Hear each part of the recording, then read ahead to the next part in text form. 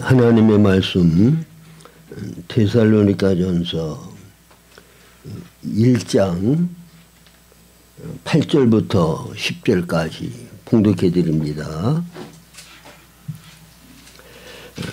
주의 말씀이 너희에게로부터 마게도냐와 아가야에만 들릴 뿐 아니라 하나님을 향하는 너의 믿음의 소문이 각처에 퍼졌으므로 우리는 아무 말도 할 것이 없더라.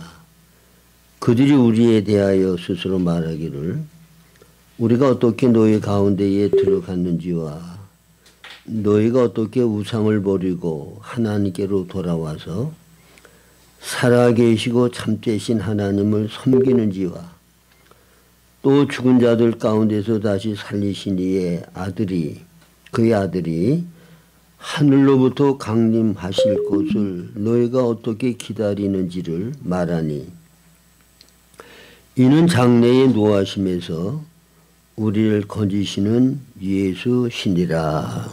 아멘.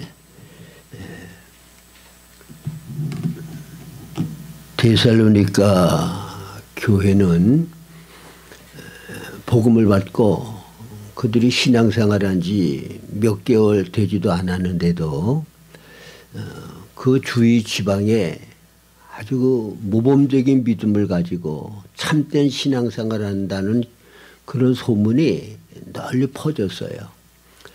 그래서 그 소식을 듣고 바울 사도가 너무 기뻐서 하나님께 이 은혜를 어떻게 보답할까 그러면서 감사의 기도를 드렸고 데살로니가 교회를 통하여 아주 큰 기쁨을 가진 것을 보게 됩니다.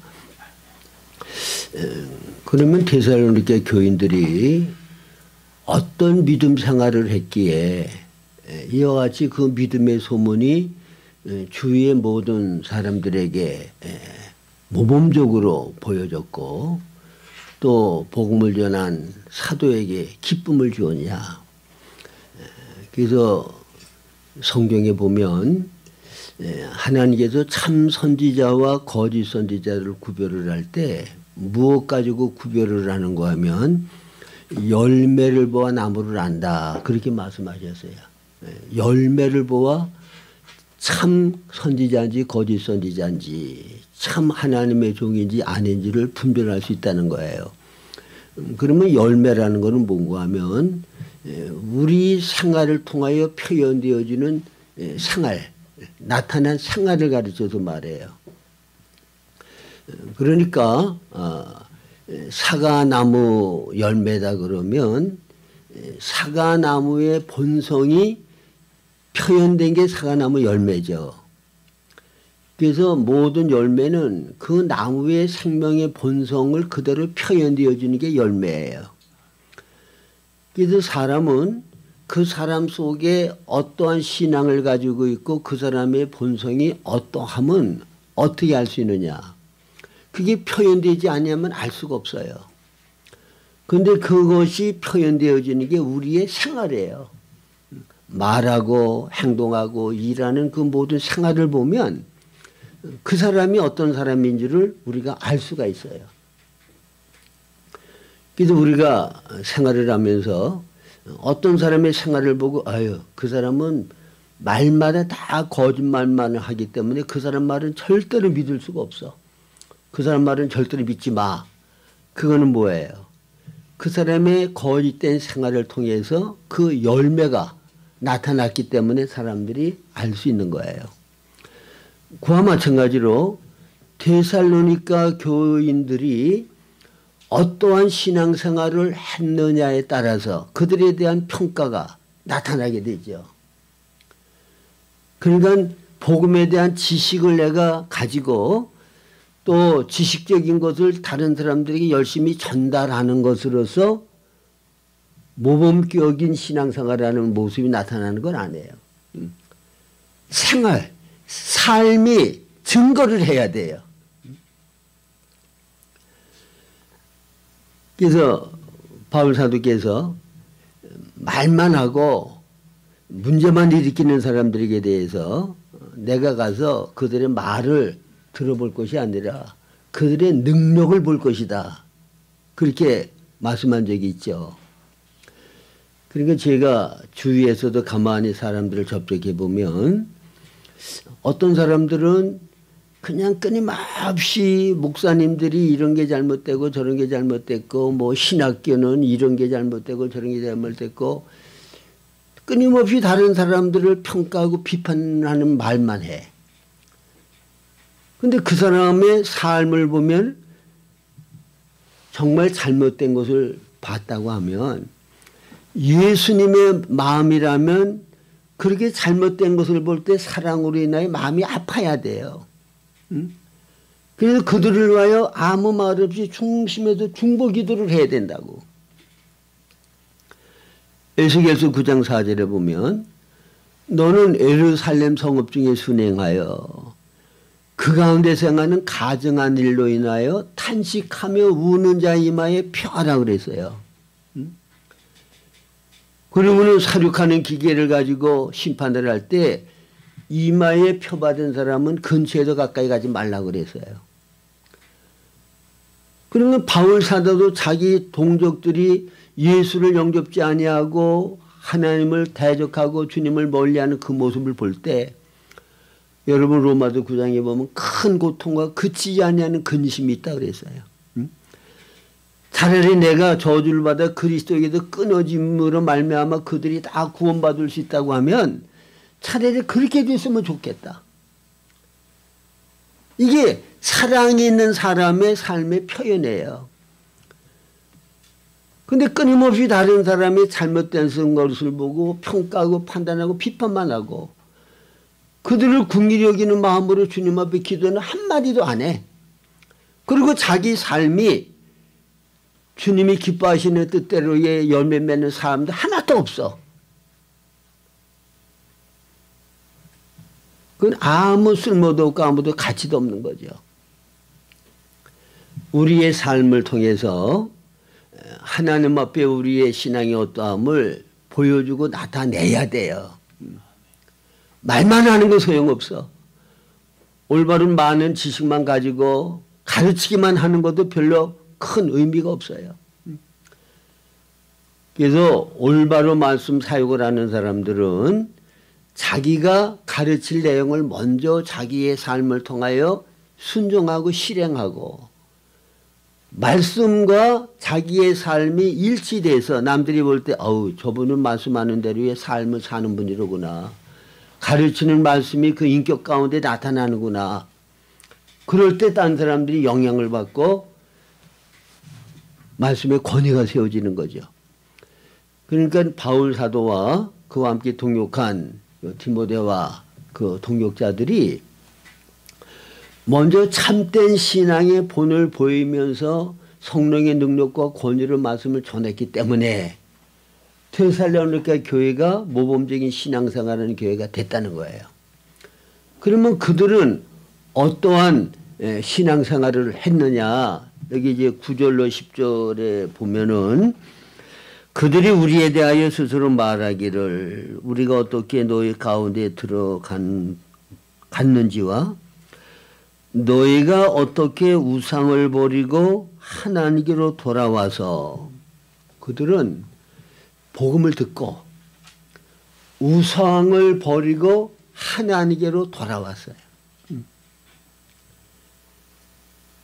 그래서 우리가 복음을 듣고 예수님을 영접할 때에 가장 기본적으로 해야 될 일은 뭔가 하면 회개하는 일이에요. 그래서 세례 요한이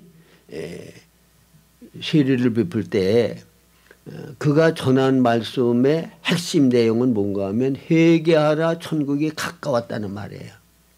간단한 말이죠. 회개하라 천국이 가까웠다. 예수님께서도 공생에 들어가셔서 처음 말씀을 전하신 내용이 뭐냐 하면 회개하라 천국이 가까웠다는 거예요. 그럼 여기에서 천국은 사실은 예수님 자신이 천국이거든요. 예수님이 오신 것이 천국이 가까이 온 거예요. 천국은 하나님이 통치하시는 영역을 천국이라고 얘기를 해요. 왕국. 왕이신 주님이 다스리는 영역은 그게 하나님의 왕국이에요. 그러면 예수님이 오시기 전까지 많은 사람들이 마귀의 통치를 받고 마귀의 다스림을 받고 다 이기적으로 자기 본이 자기중심적으로 살았어. 근데 이제는 예수님이 오셨기 때문에 왕이신 예수님을 내가 주인으로 영접하고 받아들이면 주님이 다스리는 그 영역이 하나님의 왕국이 되어서 우리는 천국 생활을 이 땅에서 누리며 살 수가 있다는 거예요. 천국이 갖고 왔다. 그러니까 뭐 하라는 거예요? 중심을 돌이키라는 거야. 왕이신 하나님의 다스림을 받지 아니하고 내 중심 나 본의로 나를 위하여 살던 거기에서 이제는 예수님을 주인으로 받아들여서 그분의 다스림을 받는 것으로 마음 중심을 바꾸라는 거예요. 이게 중심회개예요. 그것이 데살로니가 교인들은 우상을 버리고 살아계시고 참되신 하나님께로 돌아온 거예요. 이게 회개한 거예요.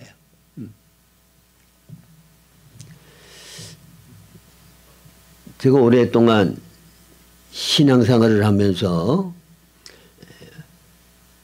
무엇이 영적인 생활을 하는 데에 있어서 정말 중요한 것이냐 이제 그런 분별이 생겼는데 근데 가장 기본적이고 기초가 되는 중요한 거는 뭔가 하면 내 중심을 하나님 앞에 회개하는 것. 이게 예수님을 영접하고 신앙생활을 할 때 이게 가장 중심이 되고 기초가 되는 거예요. 선악과를 따먹은 다음에 하나님을 위하여 우리가 지음받았잖아요. 이게 하나님의 창조 목적대로 하나님을 위하여 살아야 되는 내가 선악과를 따먹은 다음에는 하나님을 위하는 존재가 내가 나만을 위하는 존재로 바꿔졌어. 하나님의 다스림을 고절하고 내가 하나님 자리에 올라서 내 마음대로 하는 자리로 내가 돌아섰단 말이에요. 이게 인간의 타락이야. 그래서 우리가 예수님을 영접할 때에는 나를 위하고 나 중심 나 본이 되어서 하나님을 떠났던 내가 하나님의 창조 목적대로 하나님을 위하고 하나님 중심하는 대로 이 마음 중심을 바꿔야 돼. 이걸 중심 회개라고 그래요. 내 마음 중심이 바꿔졌단 말이야. 이게 우리나라는 공산주의와 민주주의 그래서 이북하고 오랫동안 대립이 돼서 전쟁을 하잖아요. 근본적인 거는 사상 전쟁이야. 공산주의를 따르느냐 민주주의를 따르느냐. 그래서 간첩일을 하다가 잡힌 사람들 그러면 한국에서는 너 이제는 공산주의 사상을 버리고 민주주의 사상을 가지고 내가 대한민국에서 살겠다. 그렇게 중심을 바꾸면 당장 풀어주겠다. 근데 어떤 사람은 몇십 년이 지나도 이 중심을 안 바꾼다 그래요. 끝까지 뭐 중심 바꾼다고 하는 것만 진술을 하면 금방 자유롭게 살 수가 있는데 끝까지 공산주의 사상을 고집하고 그걸 안 버리는 거야.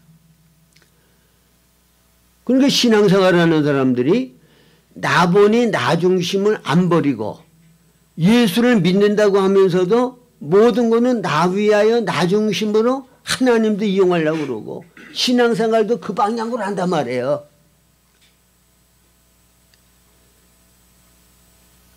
그러니까 하나님과 올바른 관계를 가지지를 못하고 살아계시고 이루신 하나님께로부터 온전한 은혜와 복을 받아 누리지를 못한다는 거예요. 그래서 우리가 내 중심이 나 본이 나 중심에서 하나님 본이 중심으로 바꾸는 중심 회개를 했냐. 이거를 점검하시고 이 중심을 바꿔야 돼요. 그러면 우상이라고 하는 거는 뭐냐? 우상을 버리고 살아계시고 참되신 하나님께로 그들이 돌이켰다 그러죠. 돌아섰다 그러죠. 그러면 우상이라는 거는 골로새서 3장 5절 하반절에 보면 탐심은 우상숭배다 그렇게 말씀하셨어요. 뭐가 우상숭배라고요?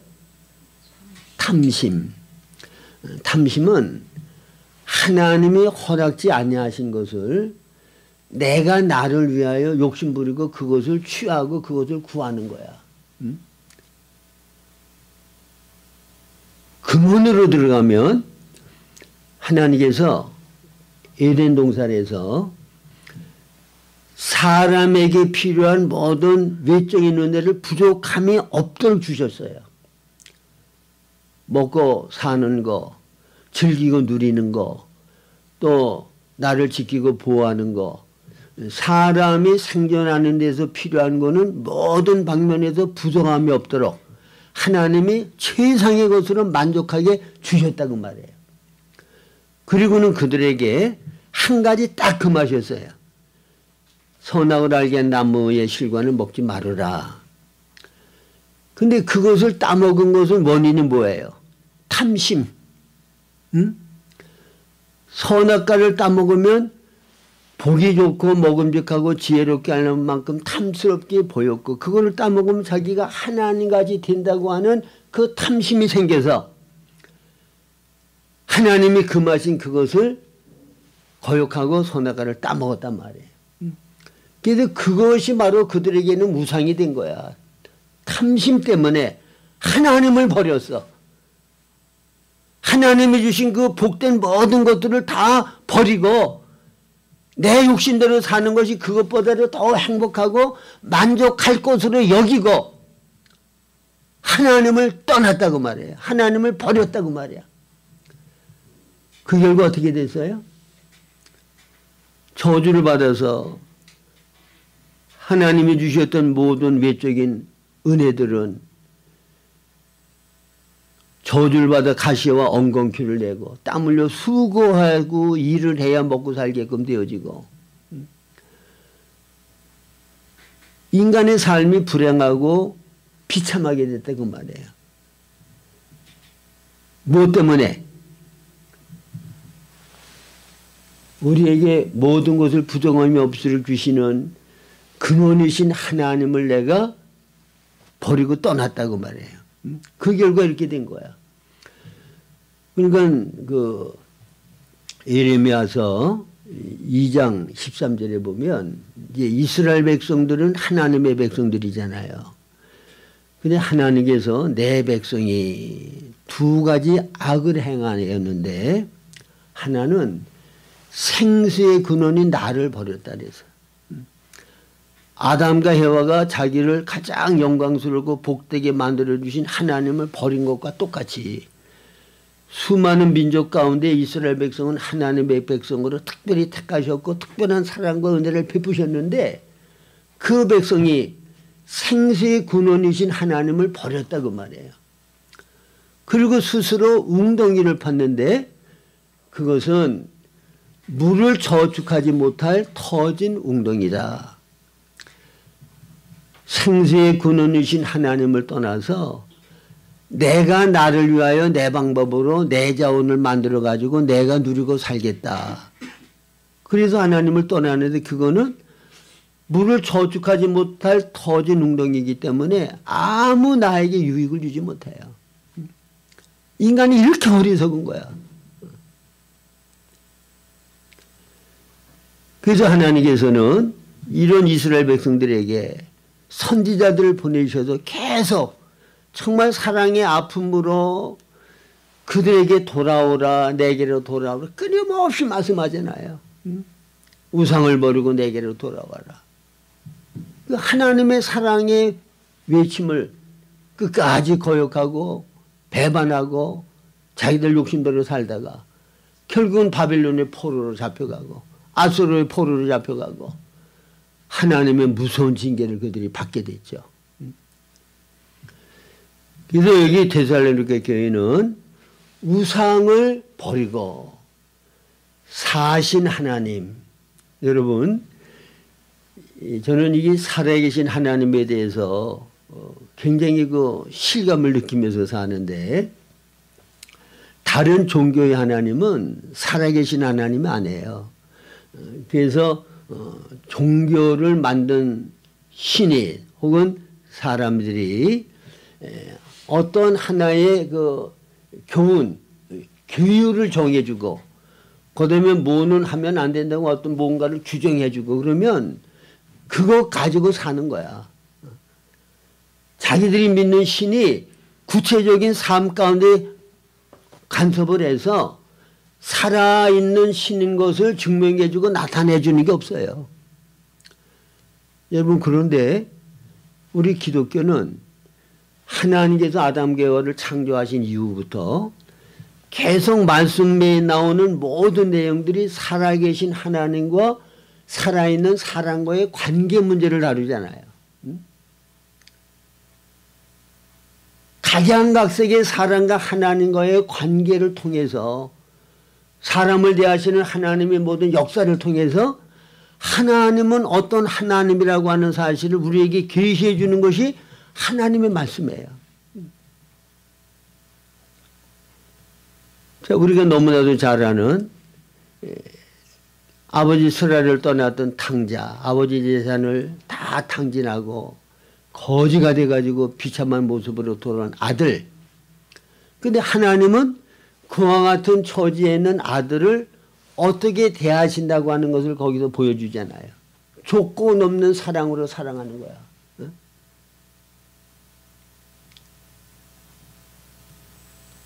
일곱 교회를 보면 일곱 교회에 주님이 나타나셔서 먼저 칭찬하시고 그 다음에 잘못된 것을 드러내셔서 책망하시고 그리고 권면하시고 그리고 너희들이 이렇게 회개하고 돌이키고 내가 명하는 대로 순종하면 너희들이 앞으로 이렇게 될 것이고 그렇지 않으면 저렇게 될 것이다.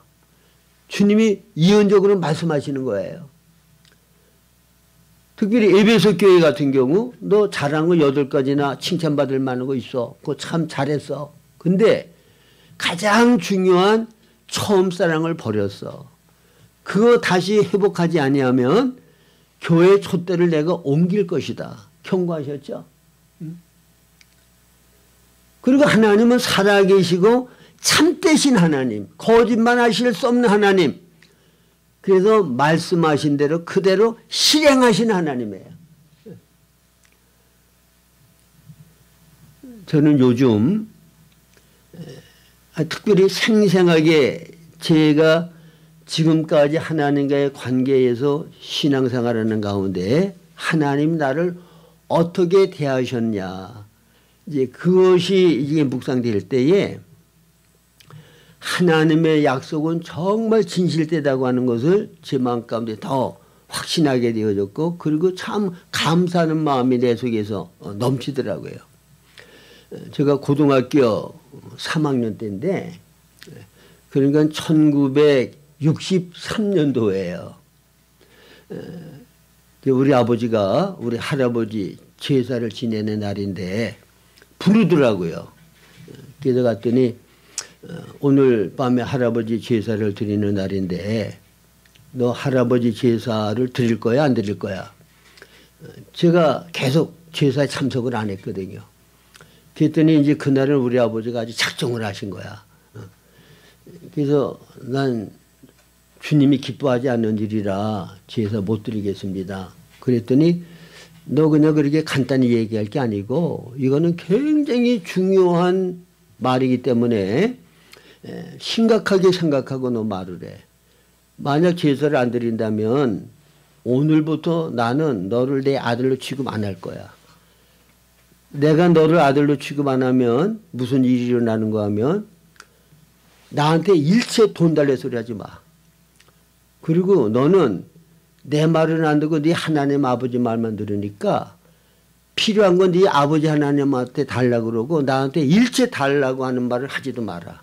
그러니까 네가 선택하고 결단을 해. 정말 중요한 얘기잖아요.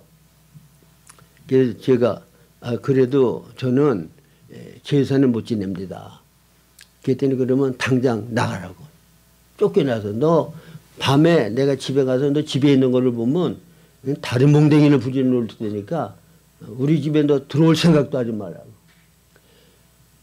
제사는 언제 지내요? 밤에 늦게 지내잖아. 어? 딴 데 같으면 아무 일 없이 제사 지낼 때 저는 집에서 굴고 잠잤거든요. 근데 우리 아버지가 그러니까 집에 들어갈 수도 없잖아. 그래서 제가 산에 매일 기도하던 그 자리에 이제 가가지고 밤중에 이제 하나님 앞에 간절히 기도를 했어요. 그렇게 이제 핍박을 받으면서 기도를 하니까 기도도 너무너무 간절히 잘 나오고 주님의 임재하심이 충만하더라고. 그리고 한참 울면서 하나님 앞에 간절히 기도를 하는데 참 신비한 게 뭔가 하면 저는 찬송가를 1절부터 끝절까지 다 외우는 찬송이 없었어요. 꼭 찬송가를 보고 찬송을 했지. 근데 나도 모르게 나의 갈 길 다가도록 예수 인도하시니 내 주 안에 있는 긍휼 어찌 의심하리요. 믿음으로 사는 자는 하늘 위로 받겠네. 무슨 일을 만나든지 만사 형통하리라. 무슨 일을 만나든지 만사 형통하리라. 이 찬송이 나도 모르게 1절부터 3절까지 다 찬송이 불러지더라고. 그리고 이 찬송을 부르면서 하나님의 위로가 정말 넘치도록 내 마음가운데 위로가 주어지고 평강과 기쁨이 속에 넘치더라고. 근데 제가 말씀드리려고 하는 거는 그때 하나님께서 나에게 이 찬송으로 약속을 해 주신 거야. 나의 갈 길 다 가도록이잖아요. 내가 죽는 날까지야. 지금부터 내가 죽는 날까지 예수님이 인도하신다는 약속이야. 그 다음에 긍휼이라고 하는 거요. 은혜 받을 자격도 없는 최악의 사람에게까지도 베풀 수 있는 게 긍휼이야. 세상에 긍휼을 받지 못할 사람은 아무도 없다고. 그래서 저도 정말 하나님 앞에 염치가 없어서 은혜를 베풀어 달라고 말도 할 수 없는 그런 위치에 있을 때 하나님 저를 긍휼히 여겨 주시기 원합니다. 그 말은 할 수 있었어요. 하나님 나를 긍휼히 여겨 달라고. 하나님에게 긍휼을 구하는 사람에게 긍휼을 안 베풀지 않는 하나님이 아니란 말이야. 예? 근데 나의 갈 길 다 가도록 예수님이 나를 인도하시고 내 주 안에 있는 긍휼 어찌 의심하리요. 근데 그때부터 제가 지금은 그러니까 63년도니까 지금 2024년이잖아요. 그때 제가 뭐 18살인가 19살 그때인데 지금은 80이 됐잖아. 지금까지의 삶을 계속 이렇게 되돌아보니까 주님이 그 찬송을 통해서 제게 약속한 대로 주님께서 나의 길을 인도하셨어요. 제가 정말 실감나는 것은 사람이 자기 길을 계획할지라도 그 걸음을 인도하시는 분은 여호와시라고 그랬잖아요. 정말 하나님은 내가 나의 길을 계획해도 내 뜻대로 되어지게 하지 아니하시고 주님이 원하는 뜻대로 모든 일을 되게 하셨어. 그게 바로 나의 갈 길 다 가도록 주님이 나를 인도하시는 거예요. 그리고 내 양심으로 나를 돌아볼 때 정말 하나님 앞에 나는 버림받아 마땅한 자고 용서를 구할 자격도 없는 자라고 느껴지는 그렇게 하나님 앞에 잘못을 행했을 때도 하나님은 나를 버리지 아니하시고 끝까지 긍휼히 여기셨다고. 넘어져도 일으켜주시고 미혹받았을 때 깨우쳐주시고 타락했을 때 징계를 내시고 인도와 긍휼을 하나님은 지금까지 내게 베풀어 주셨다고 말해요. 살아계신 하나님, 약속하신 말을 진실하게 지키시는 하나님, 데살로니가 교인들이 이런 하나님께로 돌이켰다고 말입니다. 사시고 참되신 하나님을 전적으로 신뢰하고 의지하고 그분만을 바라보고 우상을 다 버리고 주님 떠나서 내가 나를 위하여 만들어 놓은 우상들, 돈만 많으면 그러면 내가 노년에 고생 안 하고 편안하게 잘 살 수 있을 것이다. 그래서 하나님의 뜻을 저버리면서까지도 돈을 모으려는 사람들 많이 있어요. 응? 하나님 의지하지 아니하고 주님보다 다른 것을 더 의지하고 더 사랑하고 더 바라보는 것, 어떤 것이든 이건 다 우상입니다. 돈이 우상이 될 수가 있고 내가 가지고 있는 어떤 특별한 능력과 기술이 우상이 될 수가 있고 사람이 우상이 될 수가 있고, 응? 온전히 하나님만을 중심하고 하나님만을 소망하고 바라보고 하나님이 주시는 것만으로 만족하고 살아야 우상을 완전히 떠나는 삶이 된다고 하는 거 기억하시기 바랍니다. 그래서 하나님께서 주시는 모든 것들이 우상이 되지 않게 하려고 그러면 어떻게 해야 되느냐. 첫째, 하나님의 창조의 공로를 우리가 인정하고 살아야 돼요. 뭘 인정하고 살아야 돼요? 창조의 공로. 모든 것은 다 하나님이 창조하신 거다. 나도 하나님이 창조하신 거고 내가 필요한 모든 것들도 다 하나님이 창조하신 거예요. 그 다음에는 하나님이 모든 것을 창조하셨기 때문에 모든 것은 누구의 거예요? 하나님의 거죠. 그러니까 우리가 하나님의 소유권을 인정하고 살아야 돼. 하나님은 창조주시다. 그렇기 때문에 모든 것은 하나님의 소유이시다. 소유권을 인정하고 살아야 돼요. 그 다음에 하나님께서 소유하고 계시니까 하나님 마음대로 하실 수 있잖아요. 하나님의 것이니까 하나님 마음대로 할 수 있잖아. 응? 제가 지난 주간에 필리핀에 가서 일주일 동안 그 신학생들하고 이제 목회자들 말씀 사역으로 왔는데 여러분들이 좀 위에서 기도 많이 해주셔가지고 아주 은혜스럽게 아주 사역을 잘 하고 왔어요. 그래서 아침 7시부터 이제 신학생들, 신학교에 가서 신학생들한테 이제 강의를 하고, 그 다음에 이제 10시부터는 이제 목회자들, 신학생들을 함께 이제 말씀을 공부하는데, 그렇게 해서 이제 오전에 12시까지, 그리고 오후에 또 이제 4시간, 그렇게 이제 오랜 그 시간 동안 이제 그 말씀을 나눌 수 있었는데, 근데 뭐 건강이 별로 힘도 안 들고, 또 말씀들을 사모함을 참 잘 받아서 아주 그 은혜스럽게 집회를 마칠 수 있었어요. 여러분들이 위에서 기도해 주셔서 많이 힘이 된 줄 압니다. 근데 이제 올 때 이원희 목사가 뭐 스피커 뭐 좀 다시 갖다 달라고 그래서 이게 무게가 많이 나가요. 그러니까 거기서 뭐 좀 이렇게 구입해 가지고 오는데 이게 오버가 되니까 그러니까 되도록이면 짐을 줄여야 돼. 그러니까 뭐 이것저것 제가 가져오려고 하던 거를 거기 이제 목사님들이나 신학생들한테 그냥 다 이렇게 주고 그렇게 왔는데 그 얘기 뭔가 하면 내 거니까 주고 오든 가지고 오든 내 마음대로 할 수 있잖아. 주고 오지 않고 내가 가지고 왔다 그 사람들이 왜 그거를 우리한테 안 주고 가져갑니까? 그럴 수가 없잖아요. 내 거니까. 응? 하나님의 것을 가지고 하나님 마음대로 하는데 우리 인간들이 뭐라고 왜 하나님 이러십니까 저러십니까 하고 하나님을 창간해. 예?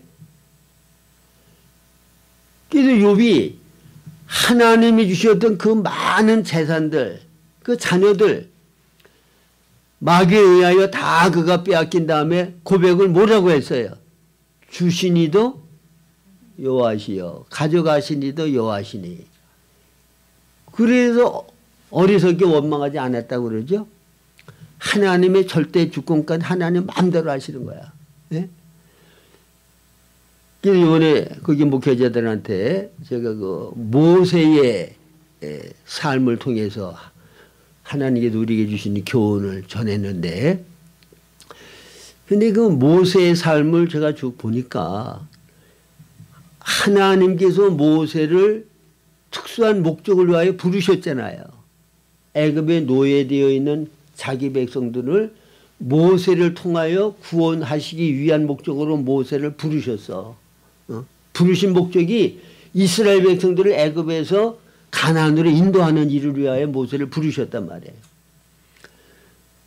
그러면 이 부르심에 합당한 열매를 맺고 사역을 감당하려고 그러면 먼저 하나님 앞에 쓰임받을 수 있는 하나님의 사람으로서의 훈련을 통해 가지고 사람이 만들어져야 되잖아. 그 사명을 감당할 수 있는 사람이 되어져야 하잖아요. 그래서 80년 동안을 하나님께서 모세를 훈련시키신 거예요. 그리고 40년 동안 하나님께서 부르심에 열매를 맺기 위하여 이스라엘 백성들을 애굽에서 건져내고 가나안으로 인도하는 일을 감당하게 하셨죠. 근데 그 과정에서 모세가 하나님 자신에게 하나님께 온전히 헌신했을 때 그 다음부터 하나님은 모세를 하나님이 원하는 대로 훈련시키셨어. 근데 가장 중요한 것은 내가 뭔가를 하려고 하고 할 수 있다고 하는 확신을 가지고 자기가 뭔가를 하려고 할 때, 또 할 수 있는 능력이 있다고 생각했을 때가 어느 때예요? 모세는 애굽의 왕자로 이제 장성을 해서 애굽의 왕의 후임이 될 수 있을 그 정도의 실력을 갖추고 바로 왕의 공주의 아들로서의 위치에 있었단 말이에요. 애굽의 모든 학문을 통달한 사람이고 그 다음에 전쟁을 해서 영웅적으로 승리를 거둘 수 있을 정도의 실력을 갖춘 그런 사람이 됐다고 말해요. 그러니까 내가 이제는 내 민족을 구원하는 일을 해보겠다고 나섰을 때 살인하고 결국은 미디안 광야로 도망가는 신세가 되고 말았어. 완전히 실패를 했잖아요. 그리고 거기에서 40년 동안 훈련을 받고 나니까 이제는 모세는 나는 아무것도 할 수 없는 존재라고 하는 사실을 깊이 깨닫고 하나님이 불러서 보낼 때 보내실 만한 자를 보내십시오. 나는 그 일을 감당 못합니다. 그런 사람이 됐잖아요.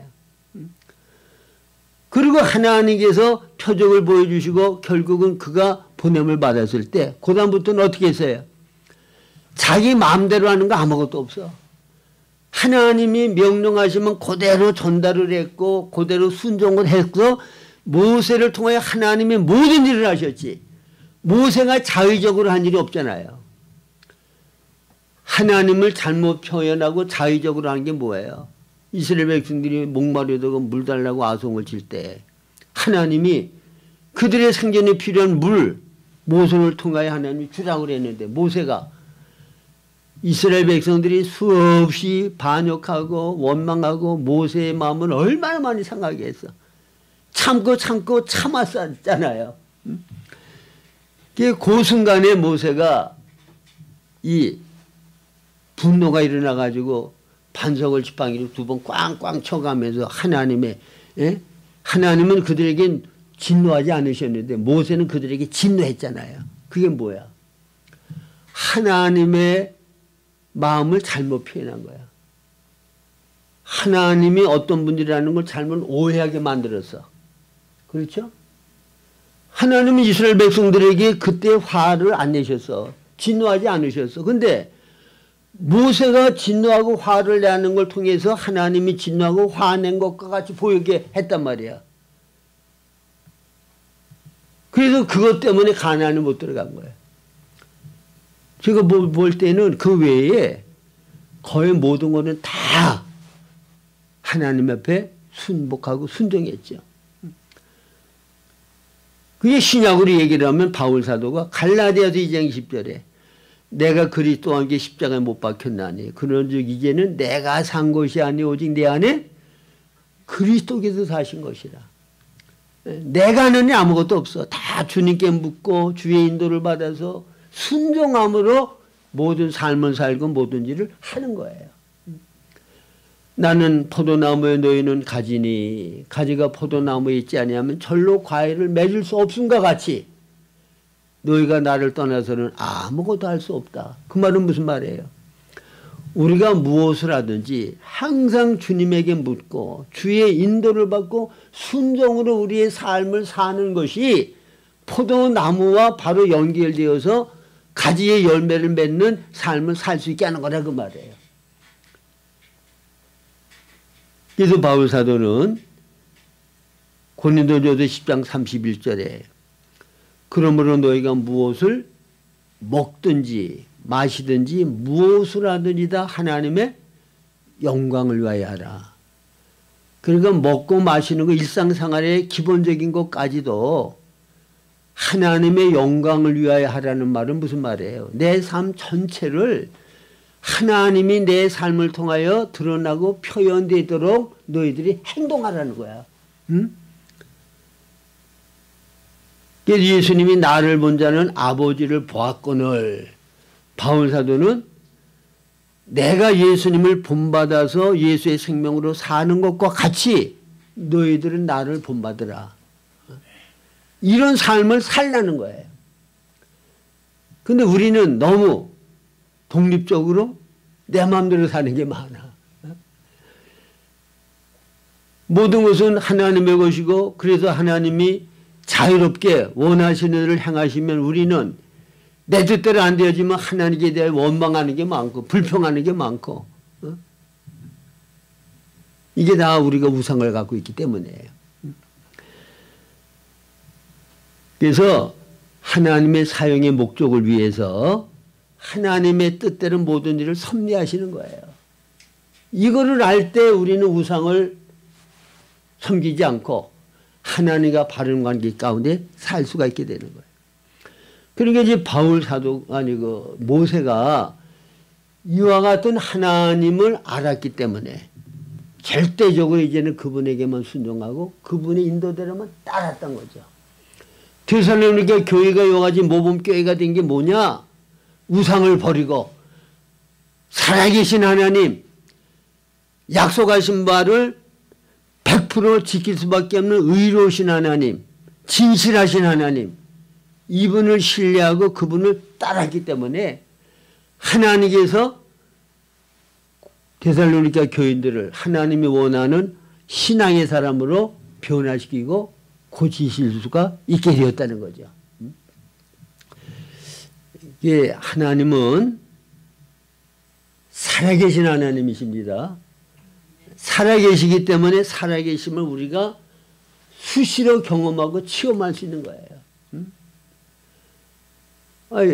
기도를 할 때 주님과 올바른 교통이 되어가지고 임재 가운데 영적인 힘을 얻고 주님의 사랑에 대한 감사가 내 안에 넘치게 되어지고 환경을 초월한 평강이 내 마음을 지배하고 주님과 바른 교제를 하니까 이런 임재가 있는데 어떤 때는 기도를 하려고 그러면 기도가 꽉 막혀가지고 주님과 교통이 안 된단 말이에요.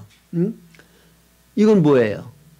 살아계신 하나님이기 때문에 우리가 주님을 기뻐하는 바 뜻을 행하고 주님과 친밀한 교제 가운데 있을 때는 이런 친밀한 하나님의 임재를 느끼면서 주님과의 그 깊은 사랑의 교제를 경험하는데 우리가 하나님의 노를 쌓고 하나님의 뜻을 거스르고 잘못할 때에는 주님이 우리에게 노하셔서 우리와 교제를 주님이 원치 않으신단 말이에요. 그리고 기도가 막히는 거야. 살아계신 하나님이기 때문에 이런 걸 우리가 경험하는 거예요. 살아계신 하나님이 아니라면 그냥 주문 외우듯이 나 혼자 그냥 독백하고 주문 외우는 거로 끝나. 그렇죠? 뭐 남미호랑교? 뭐 매일 남미호랑교 남미호랑교 뭐 주문 외워. 예? 불교 뭐 남미함미타보라고 끊임없이 연부를 외워. 근데 우리는 매일 똑같은 마음을 반복해요. 하나님과 인격적인 대화를 나눠요. 상황에 따라서 살아계신 하나님께 우리가 인간과의 관계에서 대화를 나누는 것 같이 하나님과 끊임없이 대화를 나누잖아. 살아계신 하나님을 믿으시기 바랍니다. 살아계신 하나님의 실제를 날마다 경험하고 살아야 돼요. 그리고 성경을 통하여 또한 주님이 우리에게 개인적으로 약속하신 것, 정말 주님이 약속한 거라면 반드시 이루신다고 하는 거, 우리가 체험적으로 세월을 지나고 보면 알아요. 응? 우리 집사람은 아주 어려움을 당할 때 밤마다 교회 가서 철회하면서 하나님께 가한절히 기도를 했는데 한날은 주님께서 환상 중에 나타나셨대. 응? 그리고는 손을 딱 잡아주면서 이제부터 네가 구하는 거는 뭐든지 내가 다 응답해 주겠다. 그렇게 약속하셨다고 그러더라고. 응? 그래서 지금도 보면 아유 하나님이 정말 내가 하나님의 뜻대로 기도하는 거는 다 응답하시게 약속하셨다고 하는 그걸 굳게 믿고 신뢰해. 응? 그리고 기도응답을 잘 받더라고. 네? 여러분 하나님께서 우리 개인에게 어떠한 비전을 주신 게 있어요. 그러면 하나님은 반드시 그 비전을 이루셔요. 살아계신 하나님, 의로우신 하나님.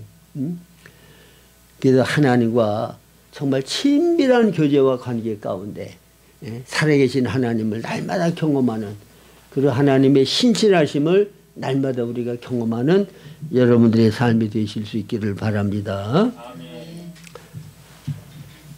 시간이 참 많이 갔네요.